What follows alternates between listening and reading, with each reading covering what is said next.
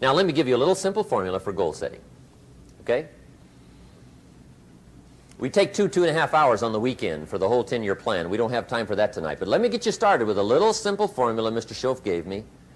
And maybe this will be helpful. First of all, I've divided goals into two parts. First is long range. Long range goals. That's your dreams. Your dreams for the next 3, 5, 10, 20, 30, 40 years. Actually, the rest of your life. Your dreams. You've got to keep dreaming. Ronald Reagan, president, said to the joint session of Congress a few weeks ago, "The Republic is a dream. And if we don't keep dreaming, we will lose the Republic." Your better future is a dream for yourself and for your family. Where do you want to go? What do you want to do? What do you want to be? What do you want to see?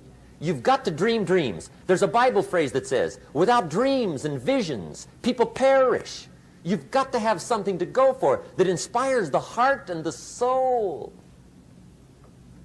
Dreams. From the children of Sanchez, it says, take the crumbs from starving soldiers, they won't die. Take the bread from hungry children, they won't cry. But without dreams, we all will die. You've got to dream. Don't lose your dreams for yourself, for your future, for your family. The dreams of love and enterprise and travel and doing things, becoming something unique on your journey here. Don't lose your dreams. Do some dreaming. That's long-range goals. You've got to have those. So that's number one. Here's the second part of goals, short range. Short-range goals. That's your goals for tomorrow, this week, this month, this year, the immediate future. We call these confidence builders. Because if you set up something short-range, go for it, get it, latch onto it, work hard, accomplish it. That starts building your strong feelings to go for your dreams. Now, I've divided goals into 3 categories. Here they are.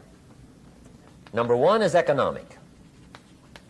That's your goals for money, income, business, profits, production. Economics. Make sure you've got your economics well planned. Economics plays a major role in everybody's life. Economics is major, which means it ought to be meticulously well planned for tomorrow, this week, this month, this year, long range. What if you asked somebody tomorrow if you could see their meticulously well-planned list of economic goals? What would they probably say? They say, you some kind of a nut? You must be weird. Hey, I found out what success is. Success is doing what the failures won't do. Make sure you've got your economics well planned. It'll put you in the top 5%. One of the key little subjects we talk about on the weekend is the 7 fundamentals for wealth and happiness. And that's one of them, well-planned economics. It's a fundamental if you want to do well. Join the top 5%. Anybody in this room can join the top 5%, if you will. Okay. Now here's the second category of goals, things. Make a list of the things you want. And on my list of things, now I put everything. Little things as well as major things. Doesn't matter how small it is, it goes on my list. I used to just put major things, cars, homes. I don't do that anymore. I now load my list with everything. Everything. And the reason is, part of the fun of having a list is checking it off. That's it. Boy, at the end of the day, if you can go, got it, got it, got it, got it, got it, got it, whatever it is, right? You get into the habit. So load up your list, the things you want. Now, when you check off something major, celebrate. That's an important point to make. Celebrate your achievements.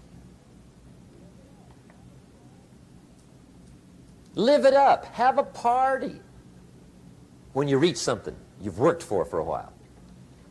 See, we all grow from 2 experiences. One is called the pain of losing. The other one is called the joy of winning.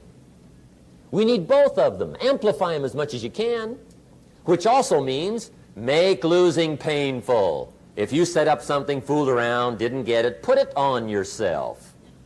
On the other side, if you did get it, congratulate yourself. Self-congratulations is a sign of maturity. Seeking congratulations is a sign of immaturity. But hey, winning and losing, see, that's what it's all about. That's the name of the game. Now, some people lead such mediocre lives, at the end of the day, they don't know whether they're winning or losing. They got no clue. Guy's just going through the day with his fingers crossed. There's a better way. Okay, here's the third category of goals, personal development. Put those goals together. Personal development goals. That's your goals to be stronger, more decisive, be a speaker, be a leader, learn a language, all kinds of skills. Okay? The whole weekend seminar was designed to improve all your skills so that you walk away more skillful. And that's what you want, the personal development skills. That's what attracts, that's what brings good things to your life, the person you become more skillful. Now, this is quite a package to work on. Economics, things, personal development. For tomorrow, this week, this month, this year, long range. Okay? That'll get you started. Now, here's the simple formula for setting goals. It goes like this. A, work on your goals. That's step one. Work on them. And I put the word work there deliberately. Setting goals is plain hard work. I don't want to kid you. We haven't come here tonight to kid each other. It's work. I know it's work. That's why a lot of people just let it slide. It's work. Many people work hard on their job, but they don't work hard on their future. They just let that slide. And the work involved is making plans. I know most people don't. I understand that. But don't let that be you. Guy says, well, yeah, you work where I work, but the time you struggle home, it's late. You got to eat a bite of supper, watch a little TV, get to bed. You can't sit up half the night. Plan, plan, plan. And the guy's behind. Good worker, hard worker, sincere. But you got to be better than sincere, working hard. You got to be better than a good worker. You got to be a good planner. Somebody once wisely said, the people who fail to plan are planning to fail. Well said. So work on your goals. Here's step 2. Write your goals down. That's so important. I teach my staff around the world, put your goals in your journal. Because one of the major people you want to study is yourself. Say, here's the list of goals I put together 3 weeks ago. Here's the list of goals I put together 2 years ago. Here's some of the changes I made, rearrangement of my priorities. I scratched these off. I put these on. I've gotten these. Study your accomplishments. Study what your desires are. Put them on paper. Write them down. Here's another reason for writing your goals down. It shows you're serious about doing better. And to do better, you got to get serious. You don't have to be grim, but you must be serious. Everybody hopes things will get better. Everybody hopes. Poor people hope. That ought to tell you something. It means the future does not get better by hope. It gets better by plan. I used to have the affliction called passive hope. It's an affliction. It's bad. Probably what's even worse than that is happy hope. Now that is really bad. That's bad. Happy hope. The guy's 50 and he's broke and he's still smiling. See, that's not good. So get serious about your goals. Put them on paper. Write them down. There's all kinds. His goals, her goals, their goals. Business goals, financial independence goals, family goals. I mean, there's so many things to work on this that if you don't get busy and work on it, sure enough, the time will pass.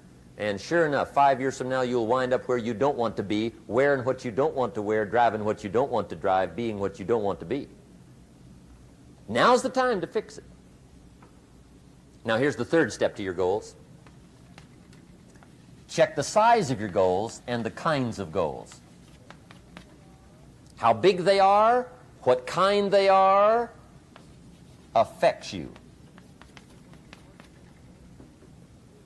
And here's one of the important phrases of the evening. Your goals are affecting you, whatever they are. Your goals affect your handshake. Your goals affect your attitude, personality. Your goals affect the way you walk, the way you talk, the way you dress. All day long, we're being affected by our goals.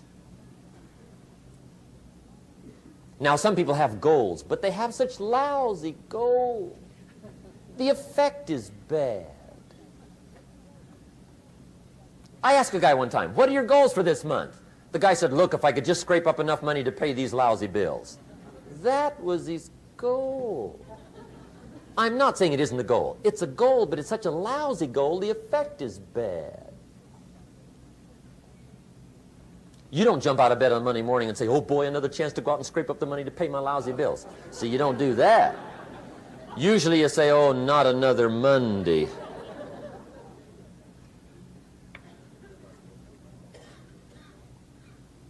And some people have so given up on life, they have joined the thank God it's Friday club. How sad.